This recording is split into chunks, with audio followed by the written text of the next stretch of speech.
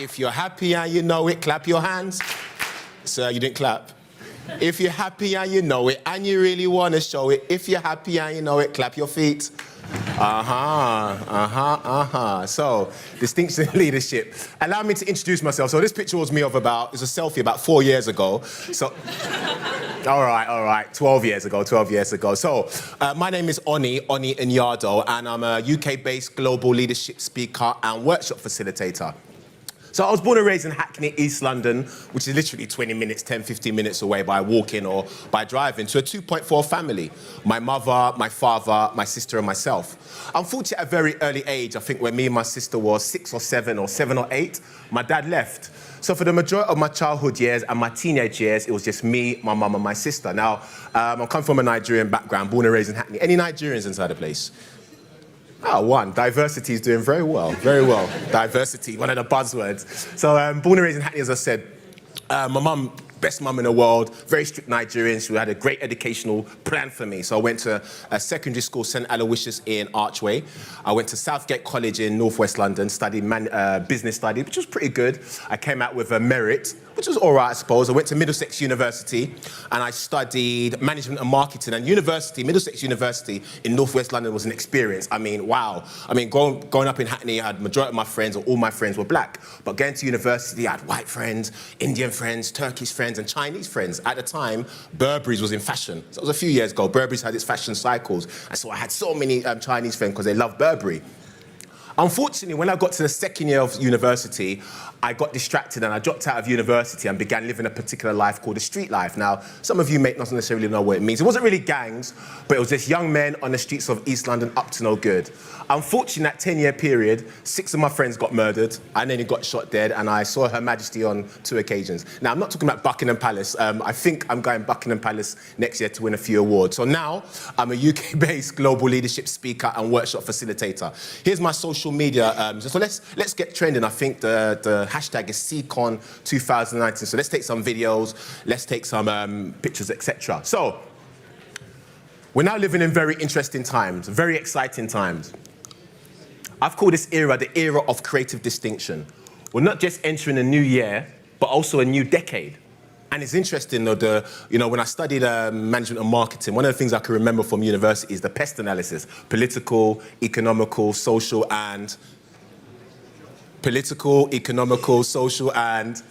All right, so there's a few university dropouts here, I know. We're in the same ball. So, so it's interesting. It wasn't really relevant in the late 90s, but it's absolutely fantastically relevant now because the global market is now local and the local market is now local. So what is leadership? I'm sure we've been to leadership conferences, seminars, workshops, done programs. So in 2015, I said the following: leadership isn't about age, but rather leadership is about influence, impact, and inspiration. Leadership isn't about age. It's not how old you are. It's not how young you are. It's not how long you've been in your organization. Leadership is about influence, impact, and inspiration. Question. I think Tupac said it best: even a genius asks his questions. Before we can influence, impact, and inspire ourselves, our organization, who's the first person we have to impact? Yeah. And it's interesting now with Brexit, the world is changing at an alarming rate and everyone's worried, everyone's panicking, everyone's like, oh my gosh, are we in, are we out, are we shaking it all about? What's happening with Brexit? What's happening in the UK? What's happening with Europe? But I think now is the time for us to birth our leadership distinction for not just us, but our staff, our employees, and our organization. So leadership isn't about age, but rather is about influence, impact, and inspiration. So distinction in leadership isn't a mindset. Distinction in leadership is a state of mind. So you heard my story. I was born and raised in Hackney, East London, 2.4 family, didn't know my dad for how many years. In fact, funny enough, 7 years ago on Father's Day, me and my father reunited after 25 plus years. Ladies and gentlemen, it was one of the most emotional times of my life, not seeing my dad.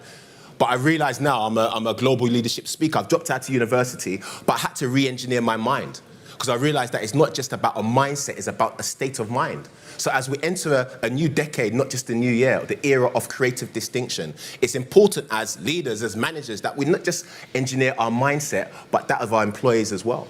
So earlier on this year, I was in Sweden, which is in Stockholm in Sweden, and I was also in Lisbon, Portugal. And it was interesting working with managers. They had a fixed mindset.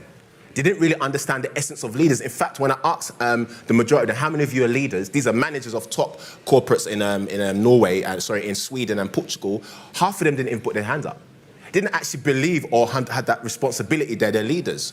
But I'm thinking, like, if you're a management position, obviously you're in some kind of leadership position, the responsibility is on you is to actually empower and educate and equip your staff to develop your leadership distinction. So distinction isn't a mindset, it's actually a state of mind. So the first thing I want to speak about is about vision.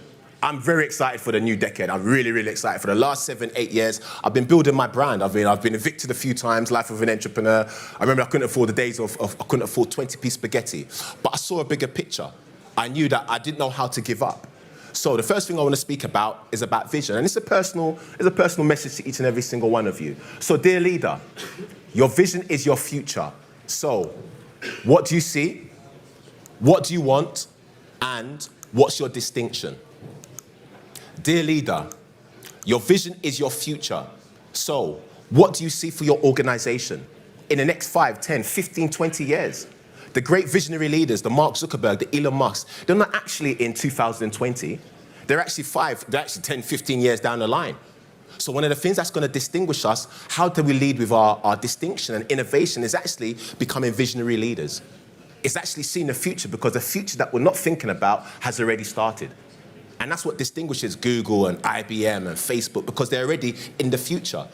So dear leader, your vision is your future. What do you see? What do you want? What do you see? What do you want? And what's your distinction? So when I came in the industry, one of the things I promised myself, or two things I promised myself: one, I would never call myself a motivational speaker, and there's nothing wrong with that. But at the time, there was many motivational speakers saying the same thing: be the best you can be, never give up on your dreams, which is great, but that's kind of a particular level. And my distinction was that I would never quote anyone, but rather I'm going to be quoted. And now my message of cutting-edge distinction is being quoted around the world in universities, in businesses, in corporates, and educational platforms. So what do you see? What do you want? What's your distinction? Working with managers, I realized that they just wake up in the morning, come to work, sit in front of a computer, give out orders, and then go home. But there has to be now a clear distinction between your organization and your competitors. Because if there's not a clear distinction, then how can we distinguish you? How can your customers distinguish you? So dear leaders, your vision is your future. What do you see? What do you want? And what's your distinction? Many of us might be afraid of the unknown. But I've always wondered, how can we be afraid? How can we be scared of something we haven't seen?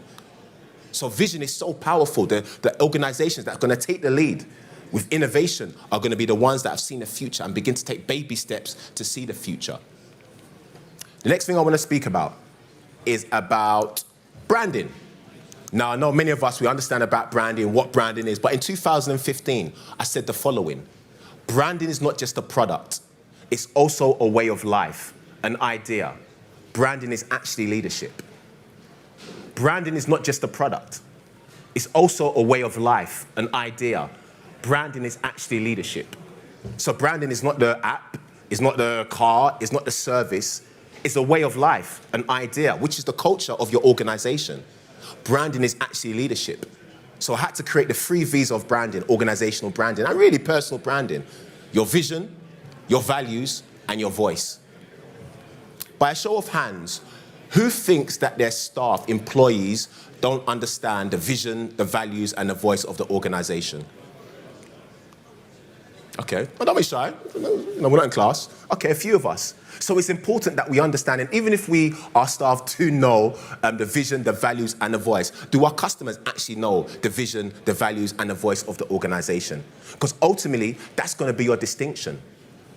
Why do human beings, I've got a Samsung, I haven't really got an Apple, but, Apple is a globally recognized brand. When Apple, as an iPhone 11 comes out, why do human beings line up in the rain, in the snow, in the sleet for 7 days, 5 days? It's not necessarily about the product, the phone, it's about the vision, the values, and the voice of Steve Jobs. So Steve Jobs has been dead for a few years now, maybe about 6, 7 years now. But his vision, his values, and his voice is still speaking. So the essence of cutting-edge leadership, leading with distinction, disrupting with innovation, is to be legacy-minded. So you don't have to be dead to leave a legacy. So when we think about legacy, straight away we think somebody's got to die and then they left a great name or memory. No, actually, it's about leaving your vision, your values, and your voice, because there's no such thing as actual job satisfaction, or job security, I should say. I'm sure many of you have got a great job and you're satisfied with your job, I hope. But there's no such thing as actually job guarantees. So one of the things that's going to distinguish us as leaders, and we've got to now impact and impart on our employees, is actually the vision, the values, and the voice of the organization. Why? No brand, no distinction. So branding is not just a product. It's also a way of life. That's the culture of the organization, an idea. Branding is actually leadership. And remember, we've ascertained that leadership isn't about age, but rather leadership is about influence, impact, and inspiration. So working with a few middle managements, it was quite interesting. Like, many of them are tired because they're not seeing anything new.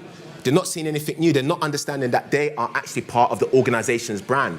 And the only way the brand can become cutting edge and distinguished and lead with disruption and innovation is if they actually run with the flag of branding, which is the vision, the values, and the voice. Can someone tell me their organization they work for? Anyone? I mean, don't all rush at once, but... Okay, let me pick on someone. If you look at me, I'm going to pick you. If you've got a pink shirt, a pink jumper on, and a lovely smile, that's you. Yes. What organisation do you work for, sir? Barclays. Okay, Barclays. Okay. I was actually spoke at Canary Wharf, the Barclays, last week or 2 weeks ago, and I used to deliver the Barclays Life Skills Workshop, and I think I've got a £50 overdraft, I think. So, but that's neither here or there. Obviously, what's the vision, the values, and the voice of Barclays? Make as much money as possible, of course.